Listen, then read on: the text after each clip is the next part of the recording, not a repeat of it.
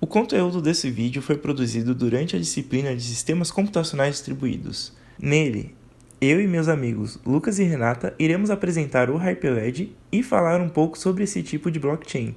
Para isso, iremos definir o que é um ledger distribuído, o que é um blockchain, a diferença de um blockchain com permissão e sem permissão. Depois disso, podemos falar de Hyperledger e suas configurações. Primeiramente, Nós temos que definir o que é um DLT ou ledger distribuído, que é uma estrutura de dados presente em vários dispositivos conhecidos como nós. Os DLTs são caracterizados pelo modelo de dados que captura o estado atual do ledger, a linguagem de transações e alterações de estado, e o protocolo de consenso a ser seguido pelos participantes. Pelo protocolo, é definido a ordem e a validade das transações. Então, começando a falar sobre o blockchain, que ele é uma forma específica de tecnologia de razão distribuída, né, que constrói uma cadeia cronológica de blocos. Daí que vem o nome cadeia de blocos ou blockchain. Cada bloco consiste em um conjunto de transações agrupadas e assim adicionada à cadeia ao mesmo tempo. Então, inicialmente a gente tem as transações que desejam ser feitas. A transação passa para um estado que os peers têm que verificar se está de acordo com o protocolo. Depois de verificado, é adicionado então na cadeia. E assim por diante. Uma vez que todos os peers concordam que a transação está correta, é adicionado então um bloco na cadeia de blocos.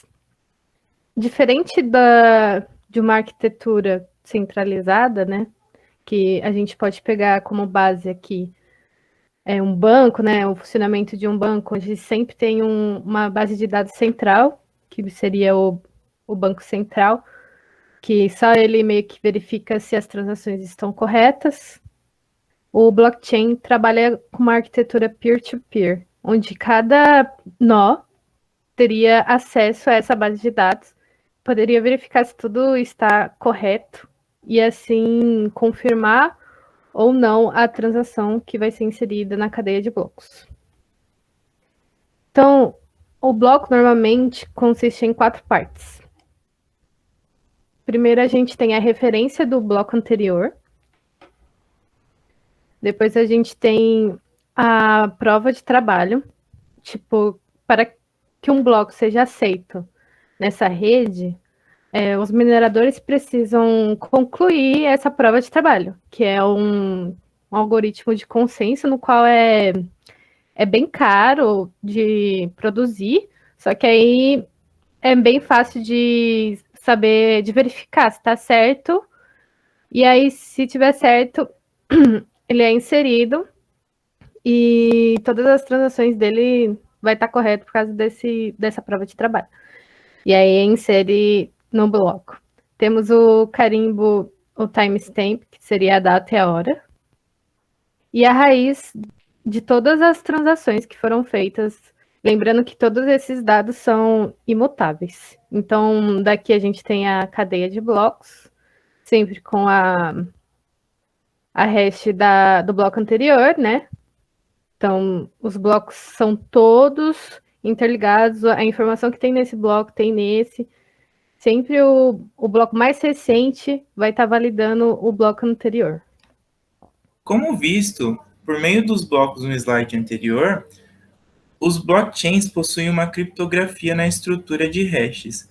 Isso ajuda o sistema na questão de segurança e estabilidade das transações. Isso não ajuda na privacidade. O blockchain possui uma pseudo-privacidade, isso que permite a prova das transações serem feitas pela pessoa certa, e torna o blockchain a prova de violação. Um blockchain não permissionado, assim como um sistema P2P sem permissão, não exige um número de participantes online. Isso torna as transações muito lentas. Um exemplo de blockchain sem permissão é o Bitcoin. Nele, qualquer pessoa pode entrar na rede, escrever e ler as transações. Por isso, os autores do sistema não são conhecidos. Pode ocorrer de existir pessoas mal intencionadas na rede. Já um blockchain permissionado, como o Hyperledger, assim como as redes P2P autorizadas, elas garantem um tempo de upload e resposta. Ambos os participantes na rede são autenticados e autorizados a participar. Essa restrição faz com que os autores do sistema sejam conhecidos. O diagrama a seguir mostra as relações dos tipos de blockchain. No caso do Hyperledger, é um blockchain autorizado. Ou seja, o sistema que está em desenvolvimento precisa armazenar o estado atual e possuir vários escritores. Se não, não é necessário o uso de blockchain. Se você pode usar sempre este terceiro confiável online, então ele também não se trata de um blockchain. Todos os escritores do sistema devem ser confiáveis. Se não for confiável, trata-se de um blockchain sem permissão, como o Bitcoin. Eles têm que ser confiáveis, porém não necessariamente conhecidos, pois você pode possuir uma rede que inclui várias pessoas. Você não precisa conhecer todas elas para participar. E aqui, no caso do Hyperledger, você pode escolher se o seu sistema vai possuir verificação pública, daí se sim, se trata de um blockchain autorizado público, se não, um blockchain autorizado privado. Agora que já falamos de blockchains com permissão, a gente pode definir o Hyperledger como um grupo de projetos de código aberto que tem foco em tecnologias Ledger distribuída entre setores e que é incentivada pela Linux Foundation, que possui colaboradores que possui pessoas muito importantes como líderes de indústria, por exemplo. O Hyperledger possui diversas soluções prontas para empresas e está relacionado com comunidades de desenvolvedores de software que fazem estruturas e plataformas de blockchain. O principal objetivo do Hyperledger é criar estruturas de contabilidade de nível empresarial, código aberto e bases de código distribuídas para apoiar casos de uso de negócios. E para isso, ele reduz os riscos de segurança e garante que só as partes que querem realizar as transações são as que vão ser capazes de visualizar essas transações também, ao invés de exibir o registro das transações para a rede toda. E assim, o Hyperledger fornece todos os recursos da arquitetura blockchain, como privacidade de dados, compartilhamento de informações, imutabilidade, com uma pilha completa de protocolo de segurança, e tudo isso é feito para a empresa. Aqui vemos que o Hyperledger consiste em 8 projetos, 5 que são estruturas de Ledger distribuídas, ou seja, os frameworks, e temos também outros 3 projetos que são módulos que oferecem suporte a essas outras estruturas. Em relação aos frameworks, temos que eles são feitos para construir blockchains empresariais para diversas organizações. Como exemplos, nós vamos citar 3, e o primeiro deles é o Fabric, e o Hyperledger Fabric foi a primeira proposta de uma base de códigos e possui influência da IBM, e ele fornece uma arquitetura modular que permite que componentes como consenso e serviço de adesão sejam plug and play. Esses protocolos de consenso permitem que a plataforma seja mais customizável e atenda a modelos de confiança e casos de uso específico. Em um caso de uso descentralizado, por exemplo, o método de consenso com protocolo tolerante a falhas bizantinas, que é chamado de BFT, ele se faz necessário. E o Fabric permitiu que entidades conduzissem transações confidenciais sem passar informações através de uma autoridade central, o que foi bem revolucionário na época que ele foi criado. Em relação ao Hyperledger Iroha, ele é um blockchain feito para ser simples e fácil de implementar em projetos estruturais que requerem tecnologia Ledger distribuída. Só que, diferentemente dos outros, ele tem foco no desenvolvimento de aplicações mobile, possuindo bibliotecas para Android e iOS. E como último exemplo, nós temos o Hyperledger Sawtooth, que possui contribuições da Intel e é um framework de blockchain que utiliza uma plataforma modular para construir, implementar e executar ledgers distribuídas, sendo que eles podem utilizar vários algoritmos de consenso que são baseados no tamanho da rede. E o algoritmo padrão utilizado é o da prova de tempo decorrido. E ela foi feita com o intuito de ser versátil, tendo suporte para implementação com ou sem permissões. Podemos definir os módulos como softwares auxiliares, que são usados em tarefas como implementar e manter blockchains, examinar dados nos ledgers e projetar e ampliar redes blockchain. Como exemplos de módulos, nós temos o Hyperledger Composer, que fornece ferramentas para a criação de redes comerciais de blockchain, o Hyperledger Explorer, que é uma ferramenta para visualizar operações de blockchain, e foi o primeiro explorador de blockchains para ledgers com permissão, e permitiu que qualquer um pudesse explorar o interior desses projetos sem comprometer a privacidade. E por último temos o Hyperledger Cello, que fornece ferramentas para implementar plataformas de blockchain como serviços, e recebeu contribuições de empresas grandes como Intel e IBM. No DLT do Hyperledger, existem tipos de peers. O endorser, que valida a transição por meio do protocolo. O anchor peer, que é o nó âncora, que recebe a atualização dos nós e as transmite para os demais nós. E o other peer, que ele é considerado o canal de comunicação central da rede. Por ele passa todas as transações, ele que pega as informações de um bloco e as entrega para os demais. E também temos o general peer, que é um nó comum.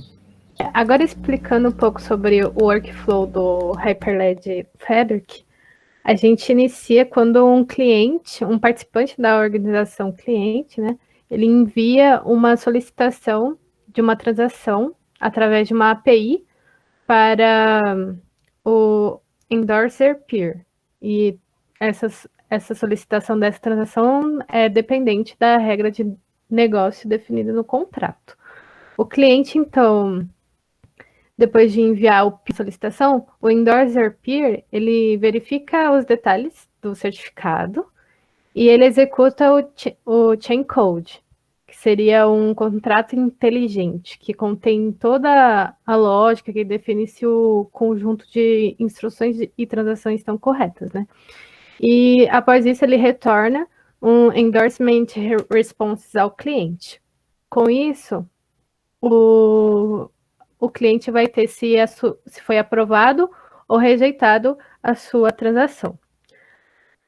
Quando ele tem essa resposta, ele envia ao order peer para solicitar que essa transação seja incluída como um bloco.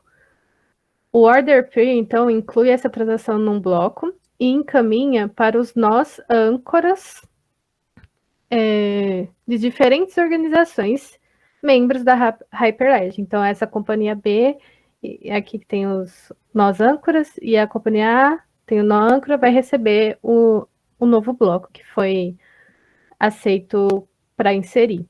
E após isso, os nós âncoras, então, vai transmitir o bloco para os outros membros da sua organização.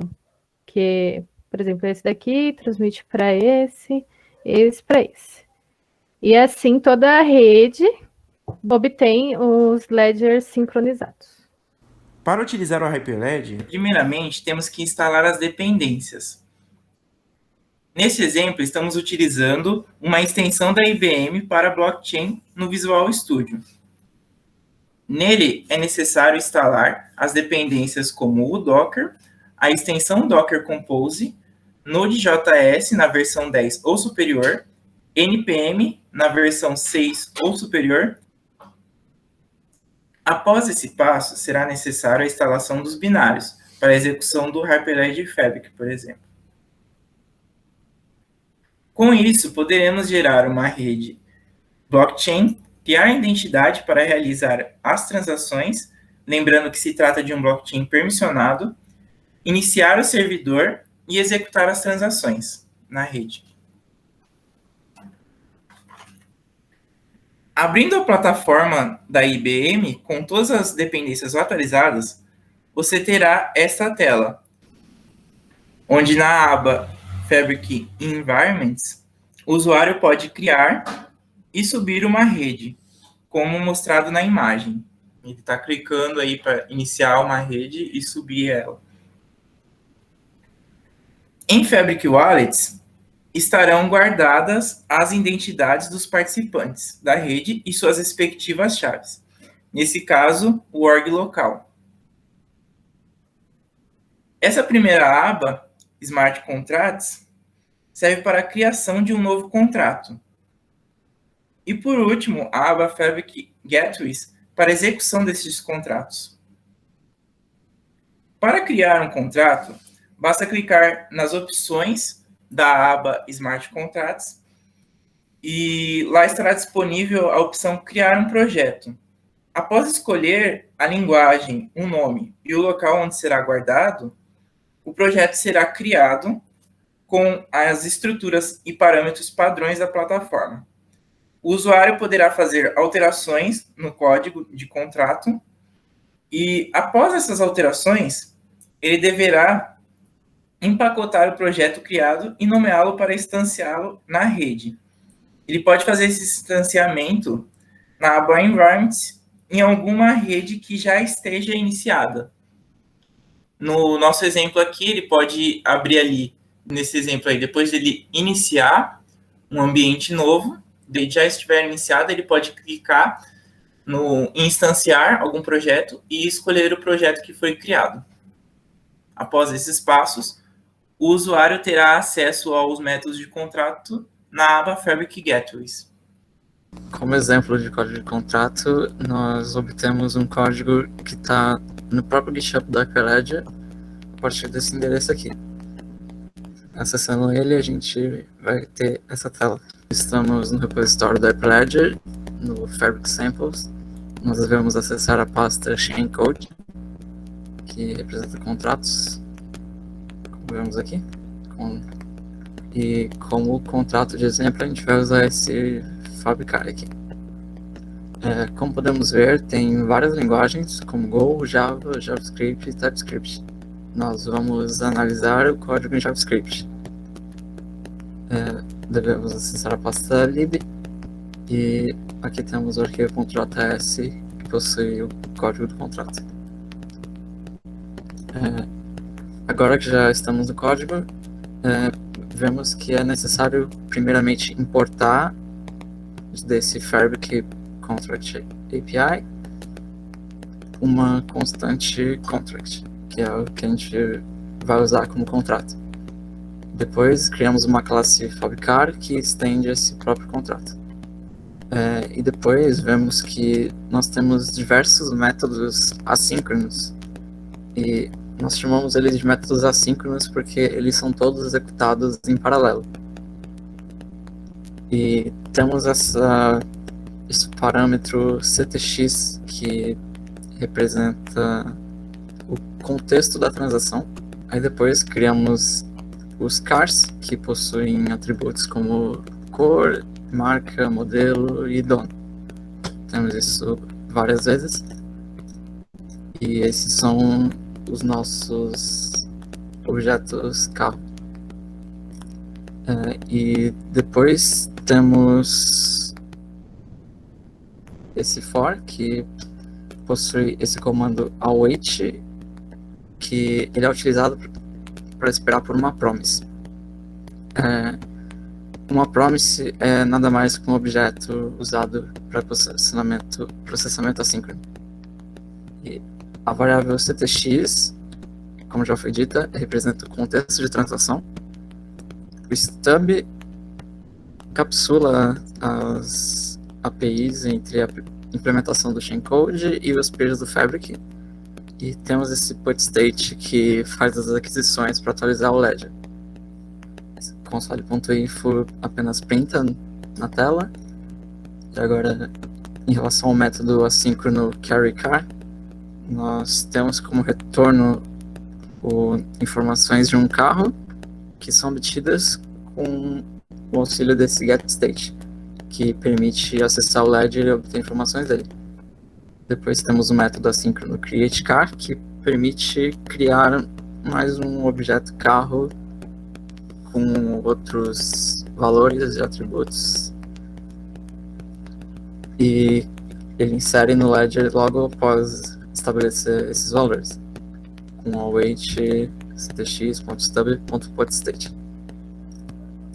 E depois temos outro método que se chama carryAllCars, que temos como retorno um JSON com informações de todos os carros cadastrados no ledger. E por fim, nós temos o método changeCarOwner, que permite alterar o valor de um dos atributos do carro, que é o atributo owner. Por exemplo, se eu quero fazer transferência de carro para uma outra pessoa, eu usaria esse método. Falando agora da conclusão, podemos afirmar que o Hyperledger assumiu uma função de liderança no desenvolvimento de padrões para todos os setores e oferece um espaço neutro para a colaboração de software. Como a mudança para a tecnologia de razão distribuída envolve custos significativos, o software de código aberto, as comunidades e os ecossistemas que se desenvolvem em torno deles têm um papel importante nesse processo, pois ajuda a contribuir com a evolução. E esse foi nosso trabalho. Na descrição eu irei deixar os links que apresentamos durante o vídeo, junto com as nossas referências. Além dos contatos meu, da Renata, do Lucas e do Erickson, que é um aluno do ICMC da USP de São Carlos, que fez mestrado nessa área de blockchain e também nos ajudou na pesquisa deste trabalho. Espero que esse vídeo tenha sido útil para você que está nos assistindo. Se for, deixe seu like aí embaixo, se inscreve aí no canal se você gostar desse tipo de conteúdo, e eu vou ficando por aqui. Até a próxima!